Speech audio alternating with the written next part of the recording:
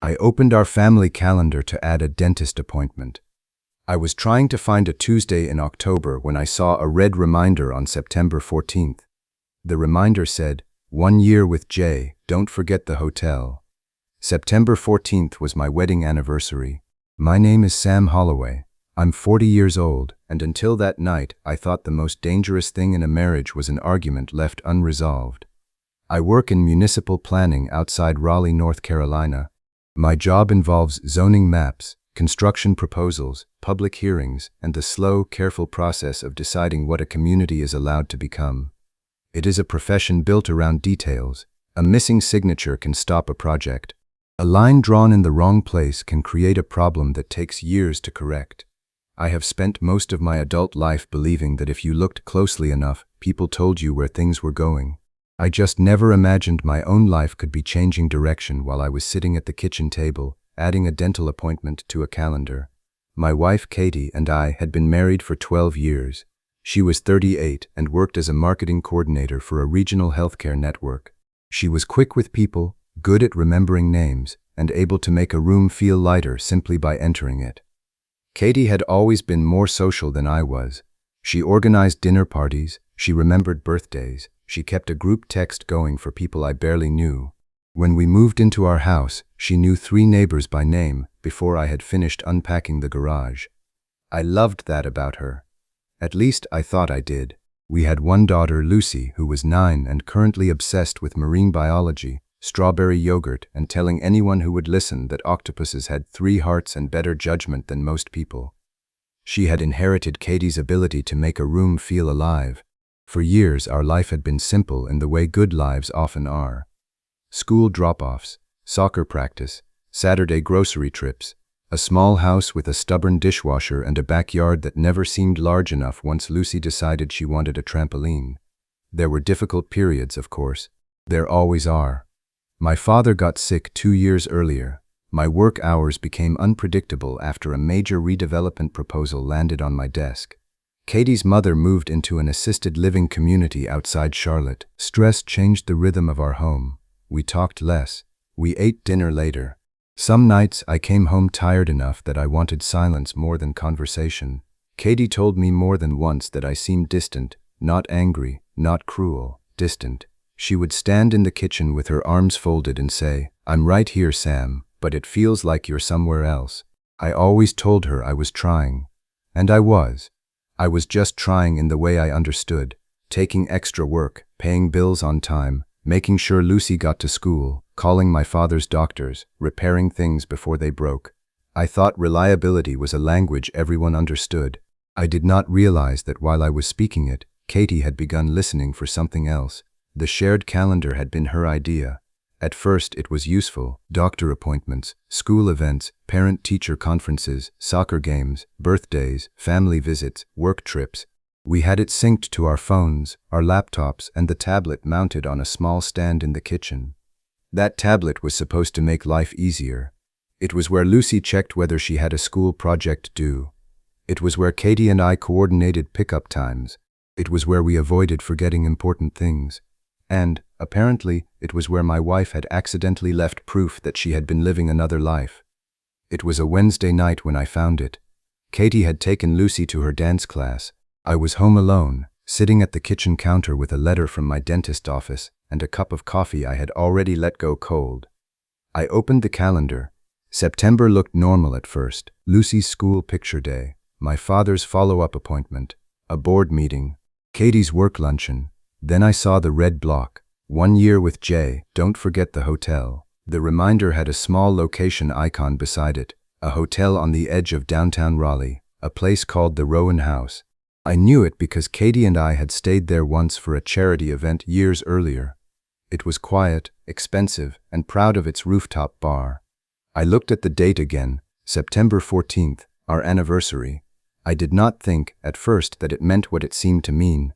That may sound impossible, but when a fact is too large, the mind often tries to place it somewhere smaller. Maybe Jay was a work contact. Maybe it was a joke from a friend. Maybe Katie had saved the wrong reminder under the wrong account. Then I saw the notification history. The calendar had been synced from Katie's phone 9 days earlier, not created that night. synced.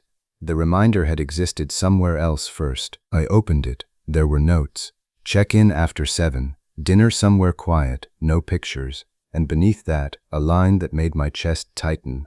He says he can't wait to finally have a whole night. I sat very still. The kitchen clock made a soft clicking sound above the refrigerator. Outside, a dog barked twice and then stopped. The coffee machine had a green light blinking on its display because I had forgotten to turn it off. Every ordinary sound in the house continued as if nothing had changed. But something had. I took screenshots. I emailed them to myself. Then I opened the calendar settings and checked the account that had created the event. Katie's personal email address. Not her work calendar. Not the family calendar. Her personal account. She had synced it by mistake. I did not delete the event. I did not change it. I did not call her. I wanted to. Every part of me wanted to send one message. Who is Jay? But I had spent enough years in public hearings to know that the first story a person tells when they are cornered is often designed to survive the moment, not explain the truth. So I waited. Katie and Lucy came home at 7:18. Lucy ran into the kitchen first, carrying a paper bag of dance shoes and talking about a girl in her class who had forgotten an entire routine. Katie followed behind her. She kissed my cheek. "Everything okay?" she asked. I looked at her. She had no idea.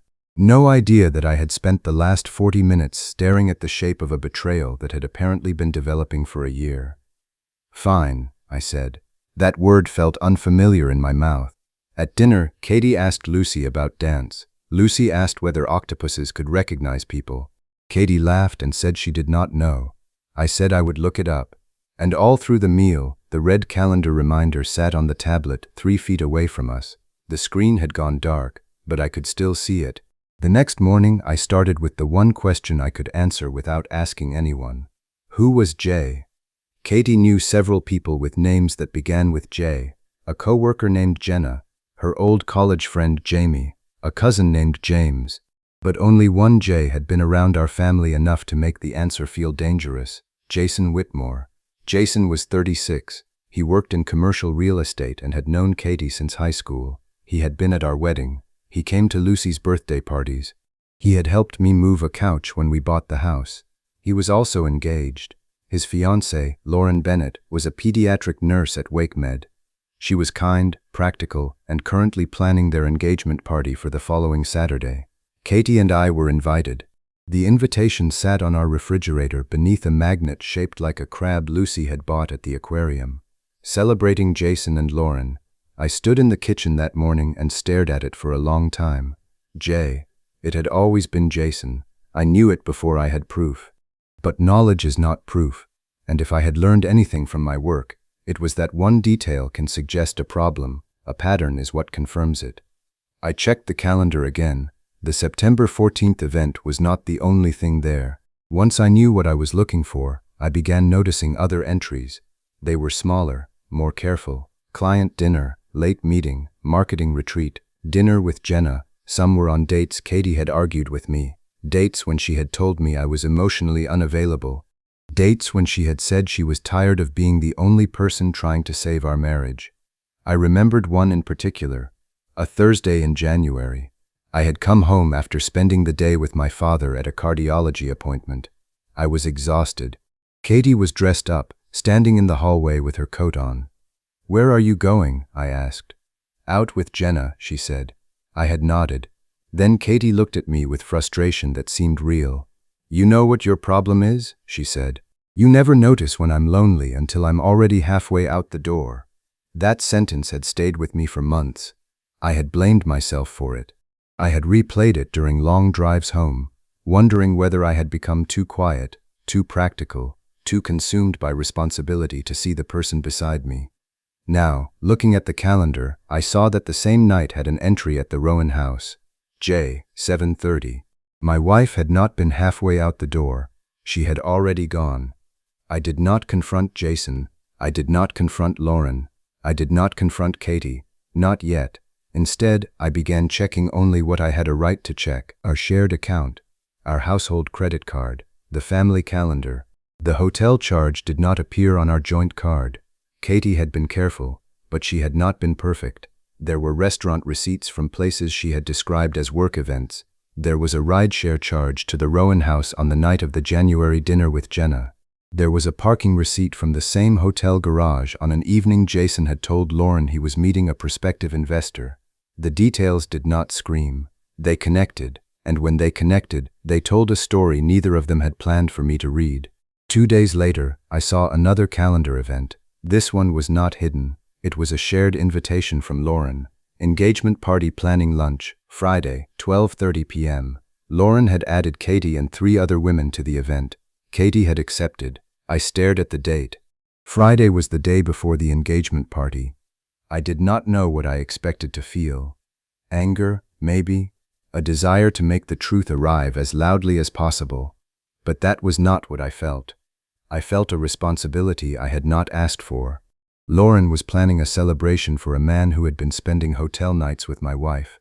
She was choosing flowers, ordering food, texting guests, and thinking about a future that had already been compromised. I could have waited until the party. I could have shown everyone the screenshots. I could have turned the whole thing into a public collapse. But I thought about Lucy. I thought about the way she looked at adults when she needed them to explain something complicated. And I realized that truth does not need an audience to be real. It only needs to reach the people whose choices depend on it. On Friday morning, I asked Lauren if we could meet for coffee. I did not tell her why in the message. I wrote, "There is something important I think you deserve to know before tomorrow. I would rather tell you privately than let you find out another way." She responded 15 minutes later. "Is everything okay?" I looked at the screen. Then I wrote, "No, but I want to be respectful of you." We met at a coffee shop near the hospital where she worked. Lauren arrived in navy scrubs, her hair pulled back, her expression worried before she even sat down. She carried a small notebook and a paper cup with a lid. The kind of person, I thought, who came prepared to take notes if someone said something difficult. "Sam," she said. "What's going on?" I had rehearsed the conversation in my head. But when she looked at me, there was no version of it that felt gentle enough. So I chose honest. "I found evidence that Katie and Jason have been involved with each other," I said. Lauren did not move. Not at first. Then she looked down at the table. "Are you sure?" "I would not be here if I wasn't." She closed her eyes. For a moment all I could hear was the espresso machine behind the counter. Then she opened them again. "What kind of evidence?" I placed my phone face down on the table. "I have calendar entries, hotel reminders, dates that match charges and travel records. I'm not here to give you every private detail. I'm here because tomorrow is supposed to be a celebration of your future, and I think you deserve to decide whether you want to stand in that room knowing what I know."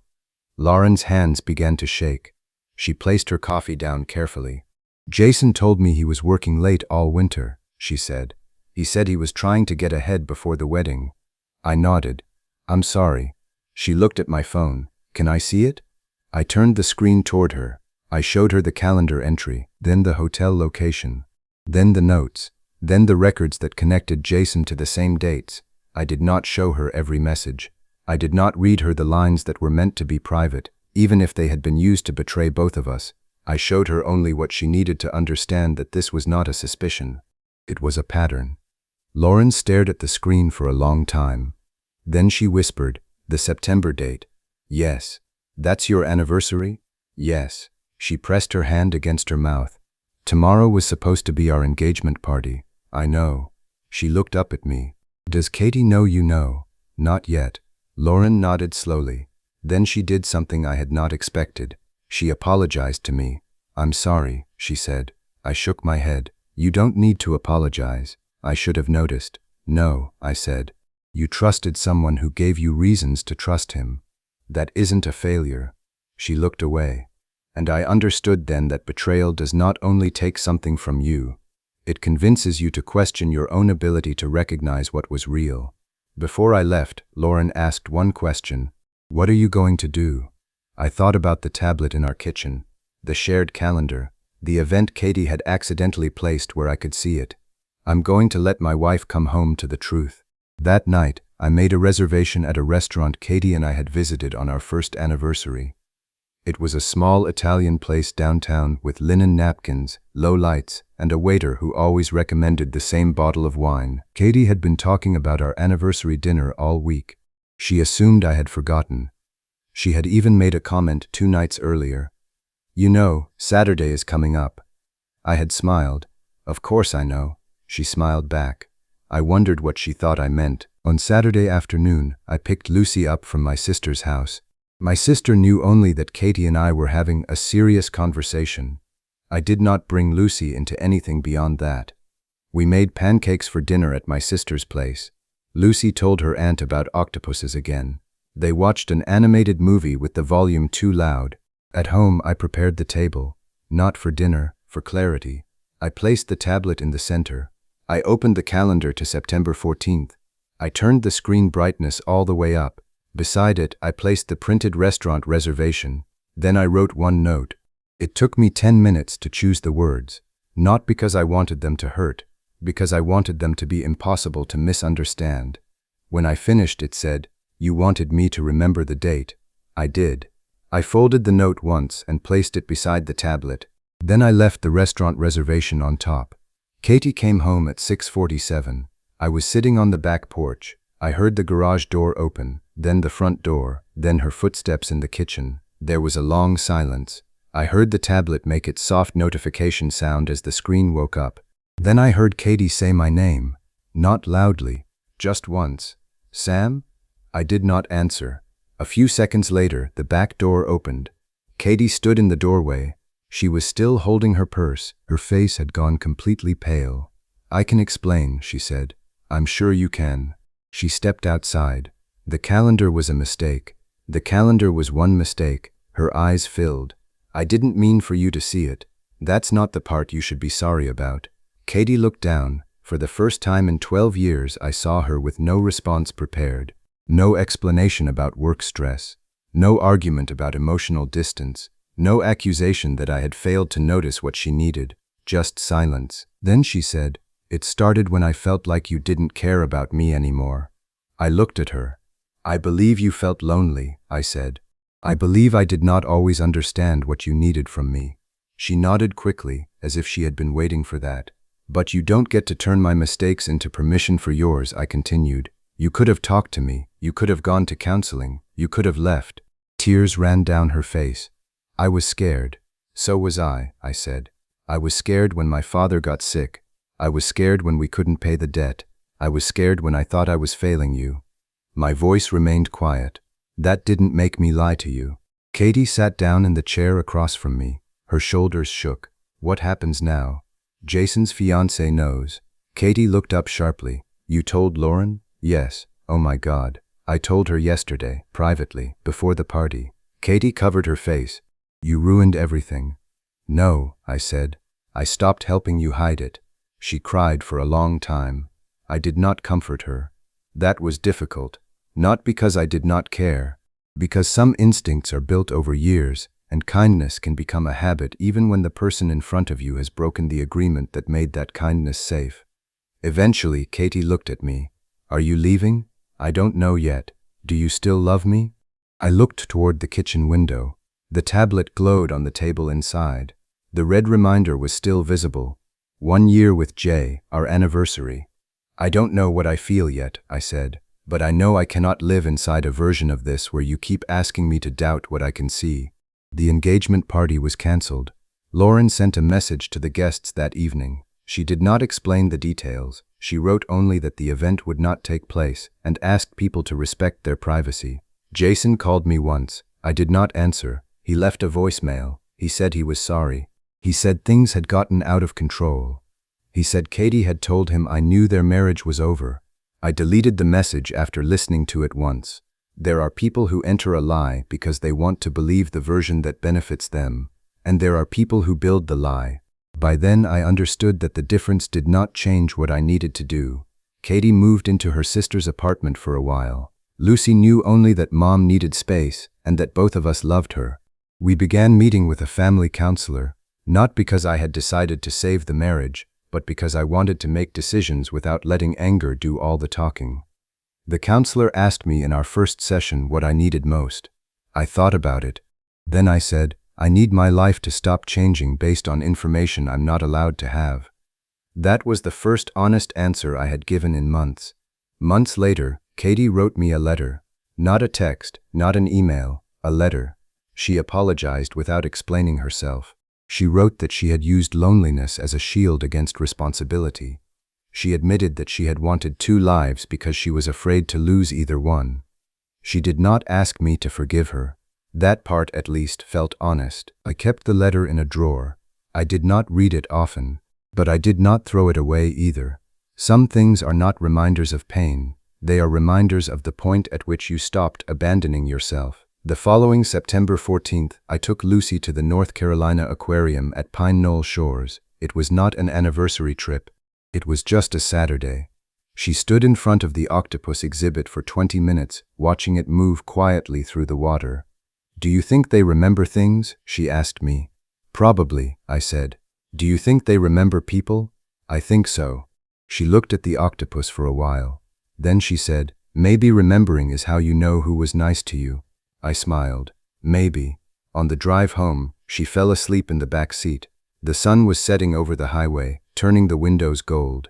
For the first time in a long time, I did not dread seeing a date on a calendar. I understood that dates do not belong to the people who hurt us. They only become theirs if we let them. And I had spent enough time remembering one day for the wrong reason. Now, I remembered it because it was the day I finally chose to see the truth.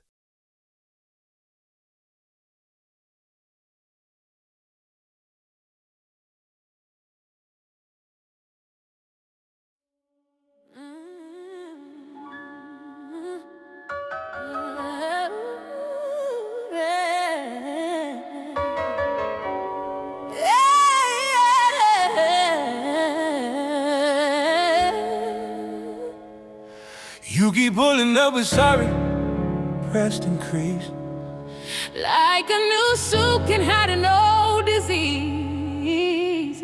I learned your footsteps, how they run from blame.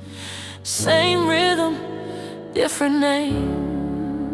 Yeah, you change talk, sound like a rerun on mute. Same plot, new number, still begging for the reboot. You want a soft land and I'm not the mattress. I'm the hard fact, good luck trying to practice. Promise in your mouth, got an exit route. You heard the truth till the witnesses out. You swipe look like a card, then next when it declined. Now you want my time back, baby, stand in line. You keep rehearsing the part with, you're the healed one. But healing ain't a speech when the damage is real love. Say you're ready like it's some grand announcement. Ready for what if you won't sit with what you did, love? I won't be your rebound religion. Your one last try, you whisper the wind. I won't be your apology hobby. I ain't a phase you pick up again. I kept my spine when you tried to bend it. I kept my name out your mouth. You want closure, close that chapter. We don't do discounts now. You love me best when I ask for less. When I laughed it off, when I swallowed my pride. You called it peace when I went quiet. That wasn't peace, I just stepped aside. She ain't too much, you just too small. Talk big till it's time to stand it. And you crawl. I'm a headline in your head, you can't hit. Try to blame the ink, put your hands on the pen. Credit, I don't need revenge, I need my mornings back. Coffee hot. Door lock, no rear view flash. Keep your I miss you in your draft. Send it to your ego, let it do the math. Whoa. I used to fold my truth like a note in your pocket, So you could feel important, why you forgot it? now I speak full volume, no pretty surrender. No more almost, no more half December. Stand up. Rebound religion. Your one last try. You whisper the wind. I won't be your apology high. I ain't a phase you pick up again. If you love me, you show it in a minute. Not in speeches. Not in doubt. You want closure, Close that chapter. We don't do discounts now.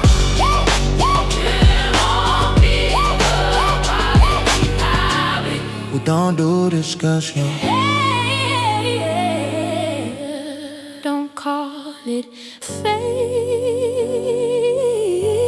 when it's just your habits. I'm not your lesson. Plan.